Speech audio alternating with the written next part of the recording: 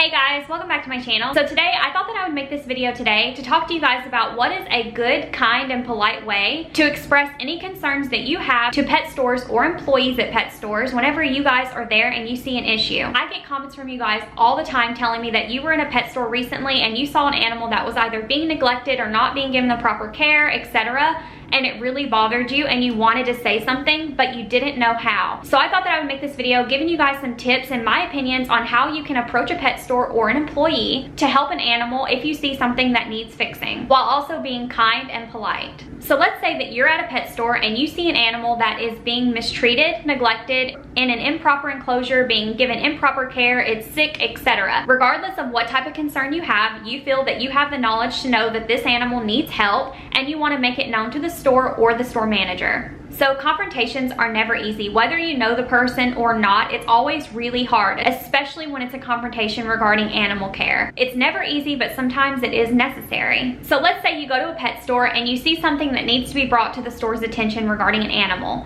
The first tip I would give you is make sure that you're knowledgeable before approaching the employee. If you see something that you think is wrong, it catches your attention, but you're not 100% sure if your opinion on it is accurate, it's okay to take a second, take your phone out, do a little bit of research, and find out if your suspicions are true, and then you can take it to the manager. Making sure that you're knowledgeable and that what you're knowledgeable about is accurate are two very important things. My second tip is to always be kind. Regardless of the situation, regardless of your personal feelings, how it makes you feel, how upset you are at what you're seeing, try to remain calm and be as kind as possible whenever you are speaking to the store, employees, or managers about the situation. Being kind and knowledgeable will always go further in the end. If you're really hostile and you're angry and you're just lecturing them, they're much more likely to shut you down and not hear you out. So make sure to always be kind when you're talking to them. Believe me, I know this can be hard, especially if they're not being receptive, but it really is important to try. The third tip I have for you is have confidence. If you know that what you're feeling is correct, you've done your research, you know that this animal needs help and needs attention and that it's obviously neglected by the store or the situation or whatever, then stand your ground and stand up for the animal. I know that this is hard and I know that it's not always easy, but sometimes it's necessary and the right thing to do. I know that the confidence part to say something is the biggest thing that you guys struggle with and you have a hard time with. You guys have commented so many times that you lack the confidence and you're scared to say anything. And I understand, I've been there. There have been times where I was scared to say anything, but in my mind, I just told myself if I don't do anything, if I don't say anything, this animal is going to suffer. Seeing an animal suffer is not okay, so it definitely trumps any anxieties or feelings that I'm having every time. Seeing them suffer is where I draw my strength from and it helps me to overcome it so that I can help them. So if you do see something in a pet store and you want to say something, be confident in yourself and try to pull that strength from knowing that you're helping an animal. The fourth tip that I have for you is don't buy the animal just because you see it being neglected. I know that this is a hard one and I see many people struggle with in my comments, but whenever you go to a pet store and you see an animal that you feel is being mistreated, neglected, abused, buying the animal is not the way to go. Whenever you buy an animal from a pet store, that contributes to supply and demand. That means that you taking that animal opens up a spot for them to order another one and put in its place. That's why, in my opinion, when you see an animal at a pet store that needs help or needs attention drawn to it, it is the best approach to kindly go talk to an employee or a manager as opposed to buying the animal from the store. If you believe that you can really help this animal by owning it, don't buy it, but rather ask the store if they would be willing to surrender the animal to you so that you can help it. When you see an animal at a pet store being neglected and you buy it, that is not rescuing, that is buying. And I think that that's a really important distinction that I wanted to make in this video. And the fifth and final tip for you guys, which is probably going to be the hardest one to follow, is acceptance. If you say something to a store employee or a manager about a situation that you see that is unsightly at a pet store with neglect or abuse or whatever, and you say something and you realize that the store isn't going to do anything, you've talked to the manager, you've talked to the employees, you've tried to talk to corporate, you feel like you've done everything that you could and they decided not to change their ways. This is the hard part. It's where you have to accept that you did everything you could to help that animal. You will choose not to support that location or that store or that chain. I know this is hard and it probably sounds harsh, but sadly, this is a sad truth of animals in pet stores. But truly, my best advice to you as a whole is if you go to a pet store that has bad care and you see an issue, be kind, talk to the employees, talk to the managers, try to contact corporate.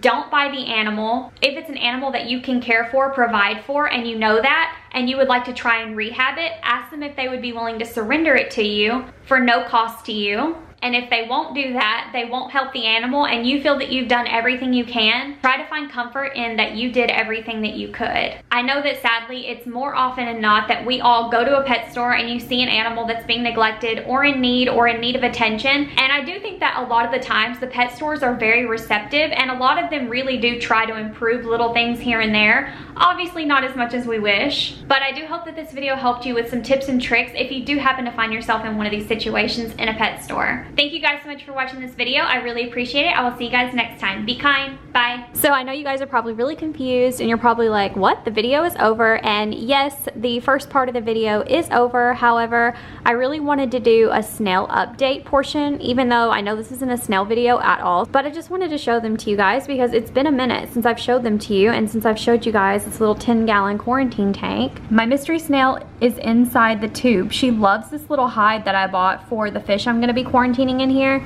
but she's always in there crawling around. She's so funny. I know the video is technically over, but anyone who sticks around for the snail cam update, which is what this is, comment snail cam in the comments down below. I know this is kind of silly and not the point of this video. We love snails and I wanted to update you guys on them. She is so funny. She loves that tube. Look how big she's gotten. Seriously, she's so big.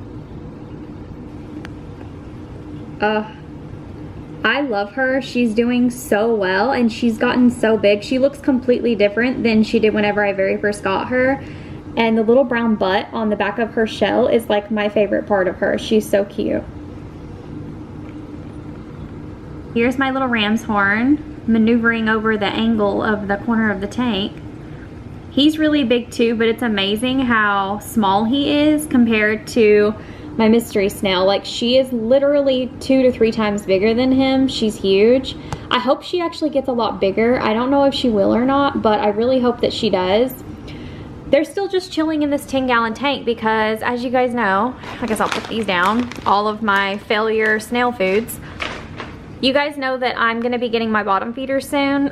I mean, if my luck ever changes, who actually knows? I don't. But my intentions are to get bottom feeders, so I really want some. I'm still gonna try and get them. I'm just waiting for another week to see if my store happens to get them in stock, because if I have to pay $30 shipping to order them online, I'm gonna be really depressed. So for now, while I'm waiting on getting my fish, my snails are just chilling in here and they're loving it. They're doing really, really well. And I know, yes, my water level is low. My water levels are always low because evaporation is severe. And I just did a water change on this tank 2 to 3 days ago, literally, and I filled it up all the way. Like, I swear my evaporation is crazy. And my heater is only at 78, so like it's not that crazy, but I guess because it's such a small tank, it just evaporates pretty fast, which I don't mind, and I don't top it off whenever it does evaporate because I'm gonna be totally real with you. I have this weird low-key like fear of something happening and my water turning toxic and my snails needing to escape, and so I feel like if it's filled all the way to the top, like where will they go?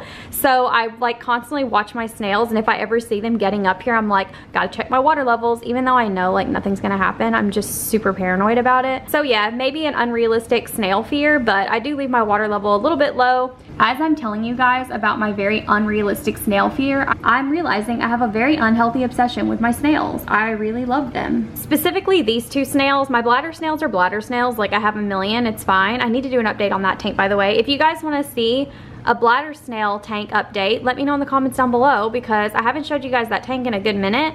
So if you're watching this at all, comment snail cam, and if you want to see a bladder snail tank update, comment bladder snails. And if people comment, I will do that update, because that tank has so many snails in it now. It's actually crazy, but yeah, I wanted to do this update for you guys. The snails are doing really good, and I promise you, the minute I get fish, I will do another update on this tank.